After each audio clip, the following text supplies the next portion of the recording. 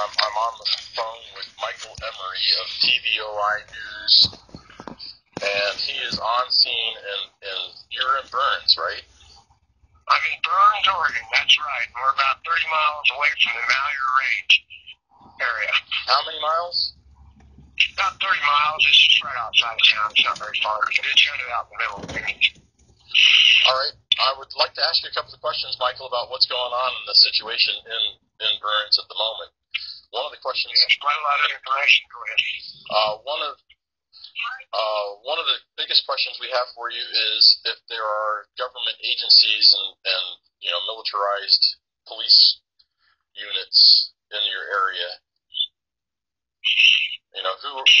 What organizations from the government are their representatives from? Well, here's the funny thing. You don't see a hide nor hair of any cops around out there. There's been people are going in and out of there. All right, media's walking down and having eating crumpets and coffee with them. The HBO is embedded down there. Media's all over the place. And the mainstream media is trying to say it's a bunch of militia, armed terrorists, when it's just a bunch of concerned citizens that are out there, and they had to do it at first with guys and they protected, yes. But it's not what everybody thinks it is. Right. Okay. Go ahead. As far as the officers, the law enforcement go, they closed all the schools down and one school as a tactical place to coordinate. They got it blocked off with police line tape around it because people have found it out. On top of that, the city halls are closed and we can get any business done, so it's ticked off the community. And then they put threats out there that they don't follow through. Yesterday they put an alert that they were going to shut down the roads. They never shut down the roads. How are they going to do that with this being almost a Woodstock of media? Matter of fact, there's Pete Santilli. I need to talk to him. Pete Santilli's here. There's Al Jazeera. There's ABC, NBC. It's just a carnival. Right, but there's nothing. Nobody's posting anything. Well, we can't post anything because we're absolutely blackballed. We're censored to the highest order I've ever seen or have ever heard. No YouTube stuff. Our Facebook we can't share. The only thing we can do is put some stories out, but that was just, we had our website shaken down and got put back up and Matt Worley, said he'd never seen anything like it. And including my phone. I took pictures with my phone. All the pictures and images are black. And when the rally was going on and everything, I had the whole footage of the day stolen out of my camera, and I don't know how it happened. Unbelievable. So you do. Well, that was one of the questions we're going to ask you. Is if you have identified like agent provocateurs within the ranks. Here's one of the biggest problems. Everybody's trying to point out agent provocateurs, but I understand how that works.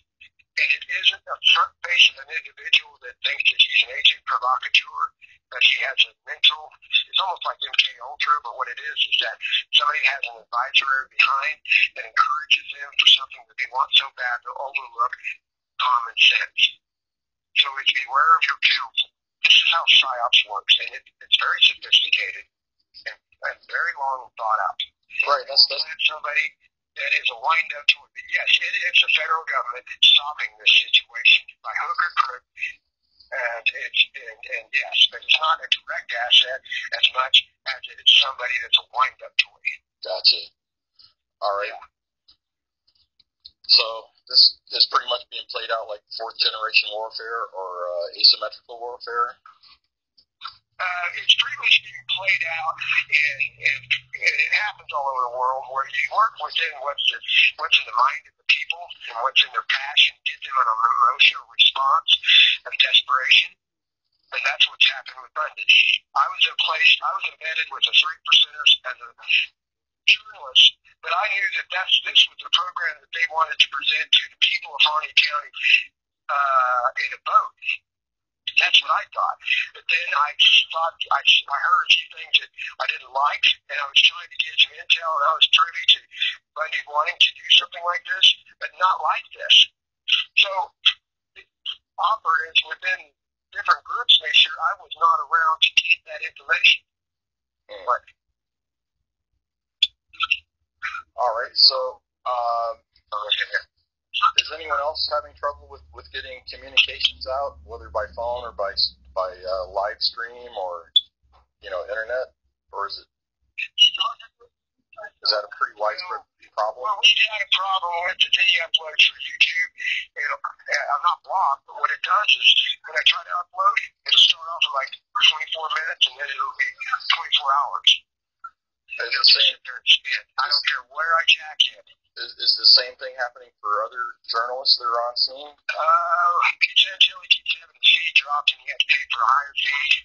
But he's more, it's kind of he's a good guy, but he's sensationalized, and he's trying to get the information out. So thank God for him. But all he's talking about is, hold on a second.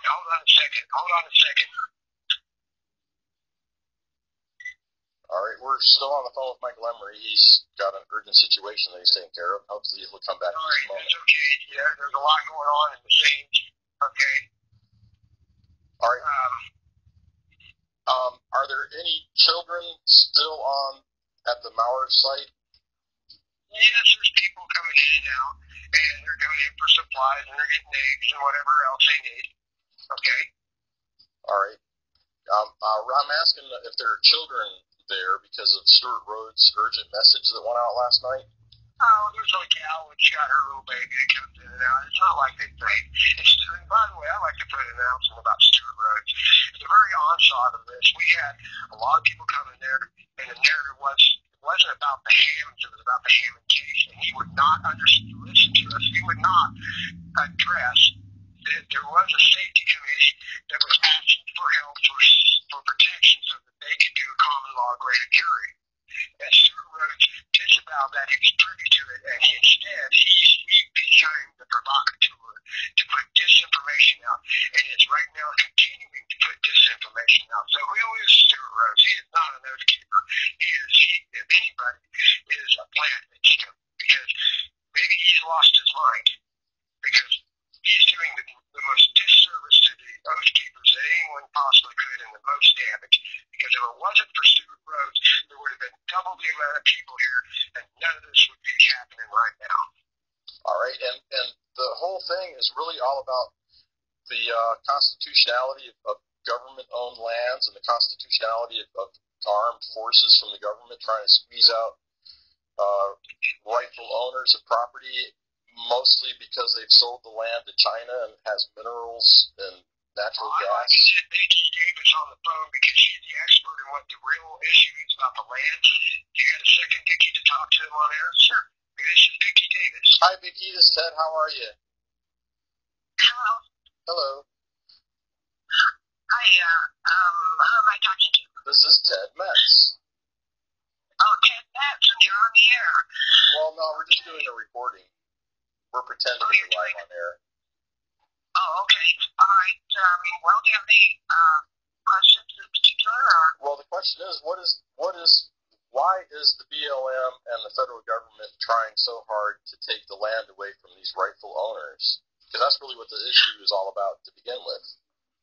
Well, on the surface level, the reason that they've used is that those ranches are next to the Malheur National Wildlife Refuge, and the federal government has been trying to expand that refuge, basically, taking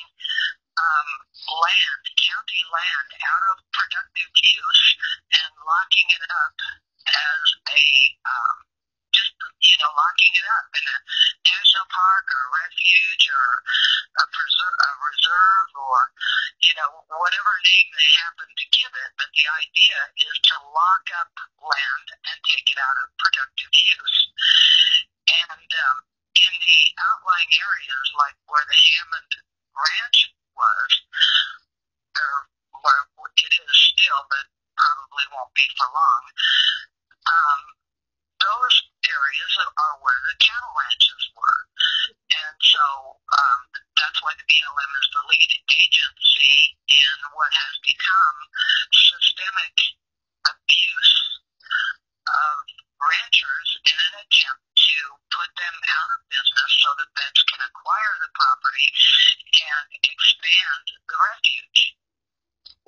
ultimate goal of expanding the refuge? Is it minerals or natural gas or something else? Well, if you look at all of the materials, it's to preserve resources for the future.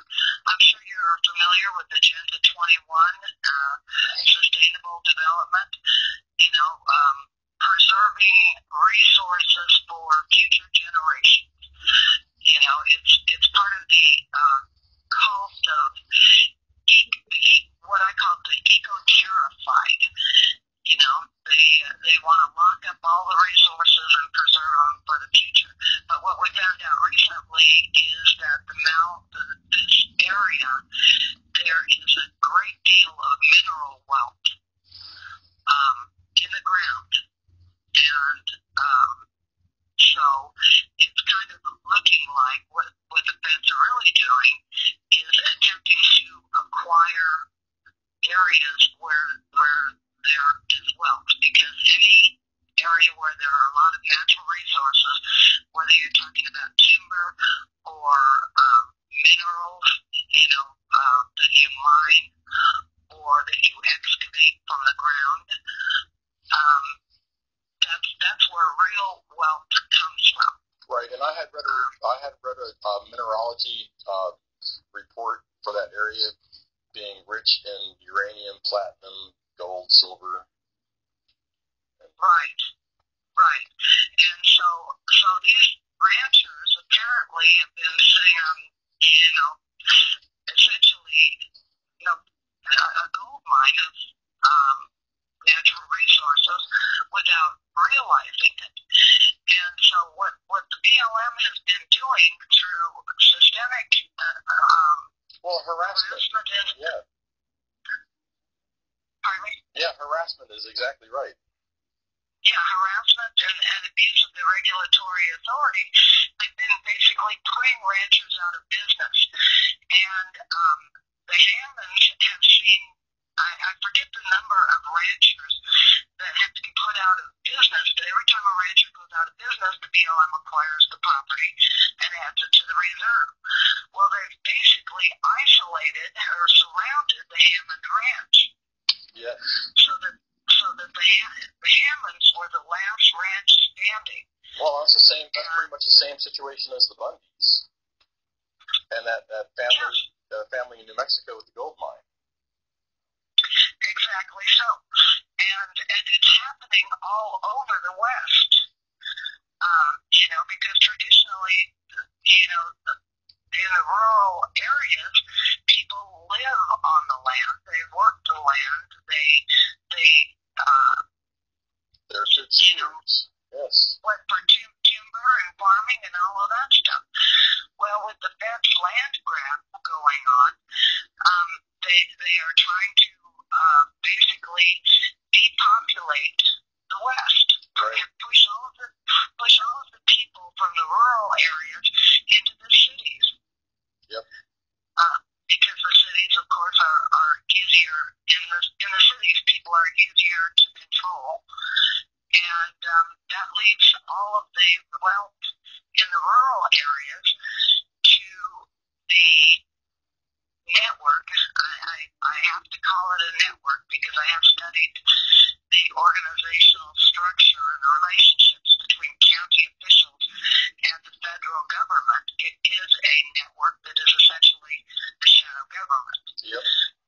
But that leaves the wealth, once they push out as many of the regular people as they possibly can into the cities, then that leaves the wealth of the nation in the western states in the hands of this, what I consider to be a corrupt shadow government.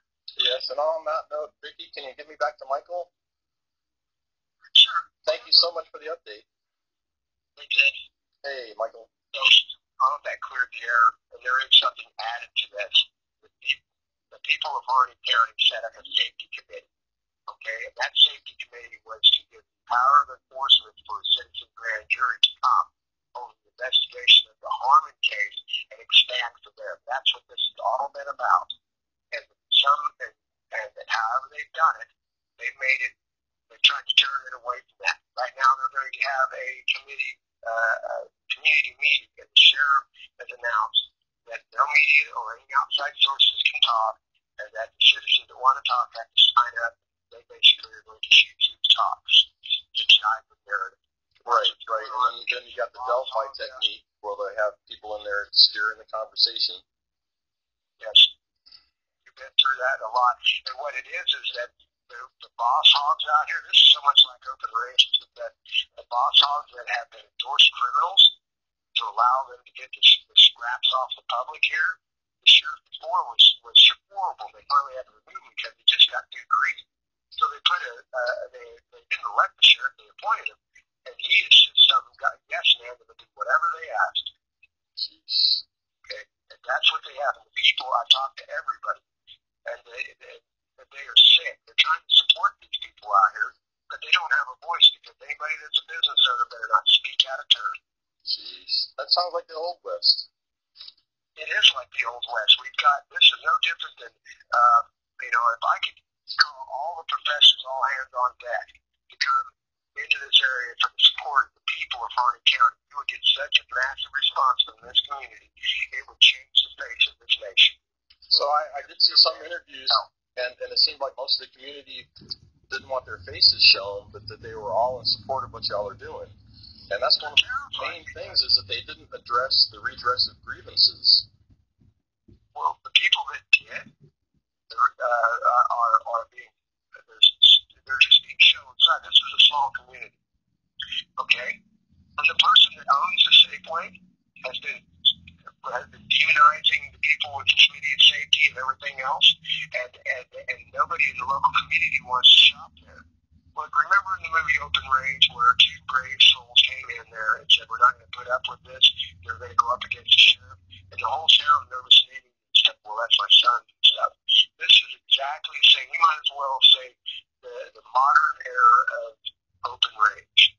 That this is no different than that movie, just in the modern context, but with the big boss hog federal government pounding on top of everybody. Yeah. And this is that they use this area because they've gotten people subservient and bullied and threatened. There's been a lot of cases throughout that. There's a guy that set off some firecrackers and they charged him for terrorism. He's just kind of a local citizen guy, and he got his hurt to be Hang on a second, Michael.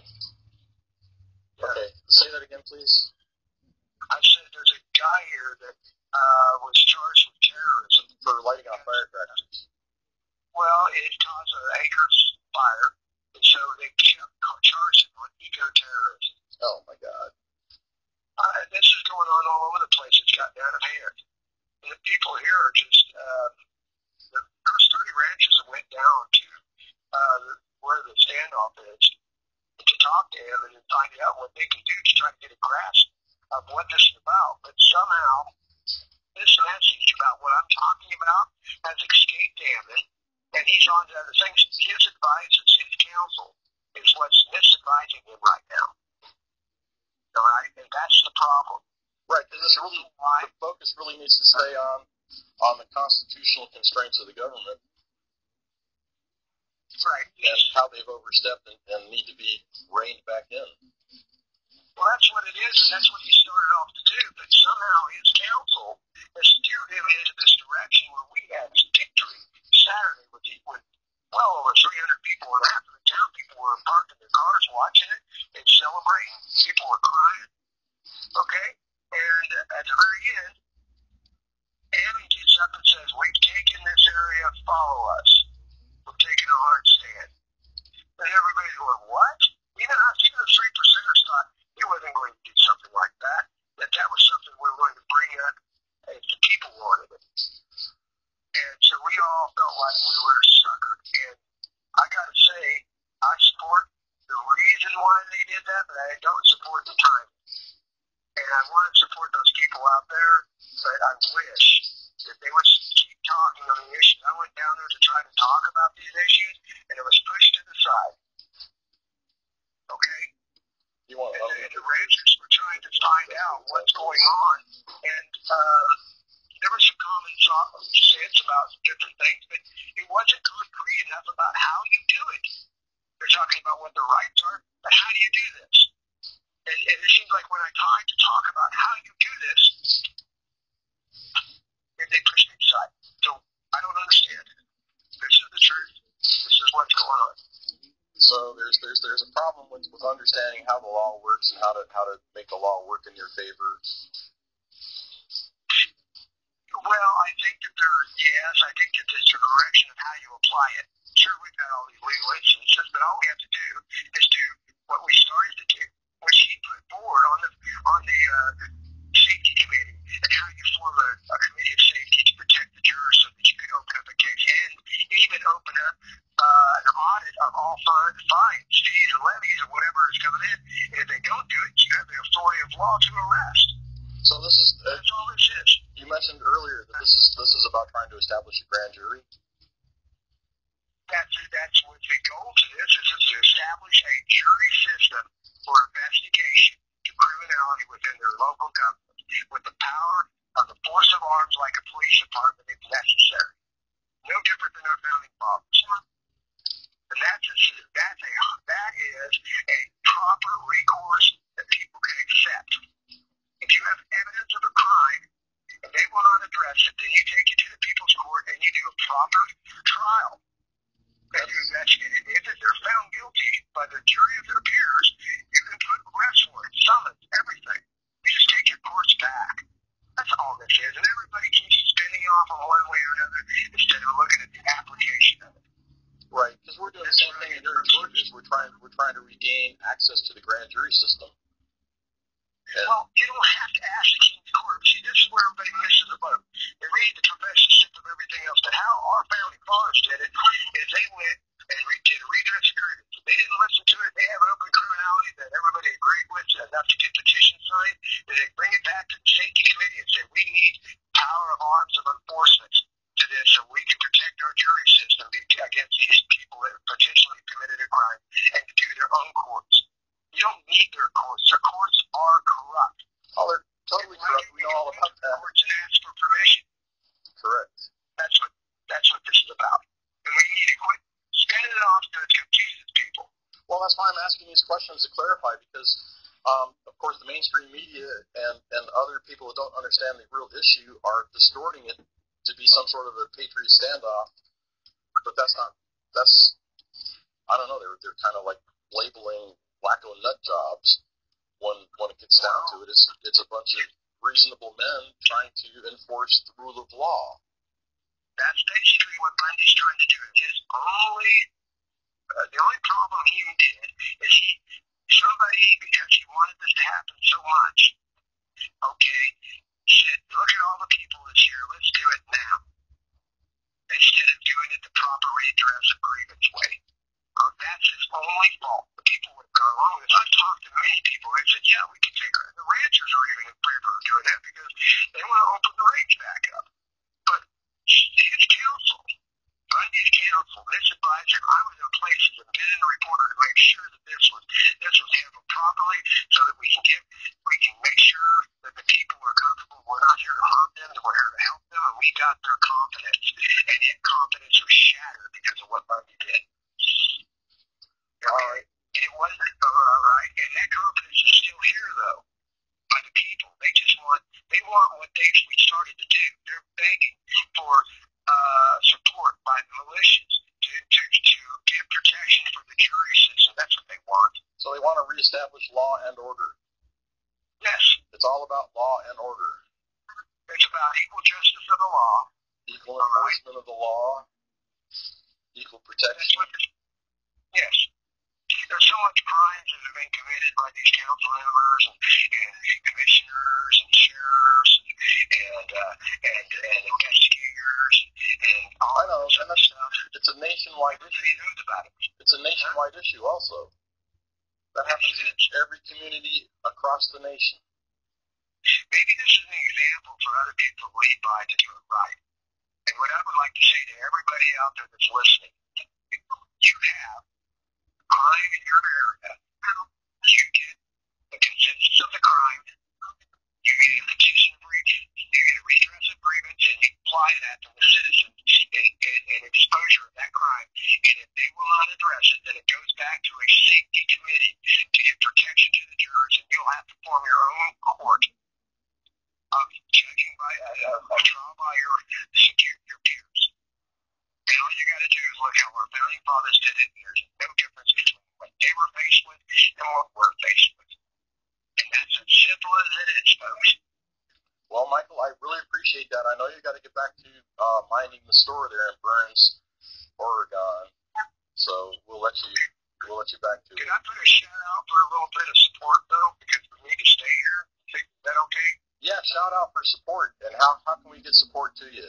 I'm sure it's dollars, cents, as well as snacks and socks. We just need to support your troops, folks. We hate to ask for money, but we got hotel stays and gas and everything else. We need a computer system. So what I would like to say is that you can, excuse me, there's a donate link on your site, right? TVOInews.com. Okay, what you need to do is just go to The Voice of Idaho, to our website, and there's a donate button on the front page. Click on it and donate $1. Anything. Okay? And if you can't get to our news, if we can't get to our news agency, then you can go to the PayPal account, which is Mike78050@yahoo.com. Okay? And if you want to, I can even give out my phone number, which is 208-473-1450 if you need any other information for us to help you in your area and stuff. I'd be more than happy to help. All right, Mike Emory from the Voice of Idaho News. We really appreciate the update, and we'll get this out ASAP. Thank you, Ted. Thank you, Mike. Bye. Bye-bye.